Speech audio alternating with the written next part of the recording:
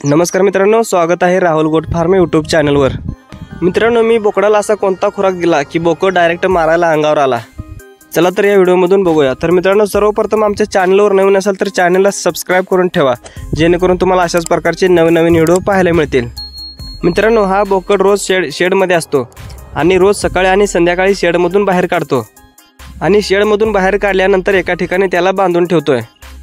तर मित्रांनो, मी रोजच्या सवयीनुसार बोकड बांधायला गेलो, बोकडाला धरायला गेलो तर बोकड डायरेक्ट मारायला अंगावर आला आणि माझ्या हाताला पण थोडी जखम झाली आहे।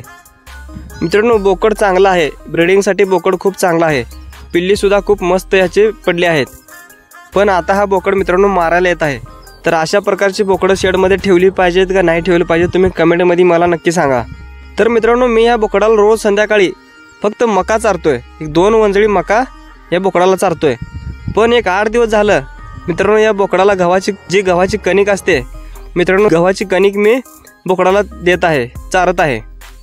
तर मित्रांनो, 1 वर्ष झालं मी या बोकडाला रोज सकाळ आणि संध्याकाळी मी स्वतः त्याला बांधतोय, शेडमध्ये बांधतोय, बाहेर काढतोय।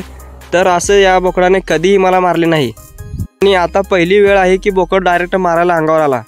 तर मित्रांनो, या बोकडाला मी एक 8 दिवस झालं गव्हाची कणिक चारली आहे, त्यामुळे बोकडं असं मारायला आला असेल असं मला वाटतंय। तर यावर उपाय काय करायला पाहिजे मला कमेंटमध्ये नक्की सांगा। आणि मित्रांनो, अशी मारणारी बोकडं आपल्याकडे असायला पाहिजेत की नसायला पाहिजेत, शेडमध्ये आपल्या शेडवर आपल्या ठेवायला पाहिजेत का नाही, हे मला कमेंटमध्ये सांगा।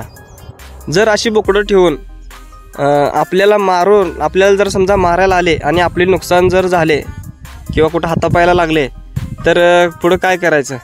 आणि ब्रीडिंगसाठी बोकड चांगला आहे, पिल्ली चांगली होतात, तर तिकडून फायदा आहे। तर मित्रांनो, या दोन्हीवर मला उपाय सांगा आणि नक्की मला कमेंटमध्ये उत्तर द्या। धन्यवाद मित्रांनो।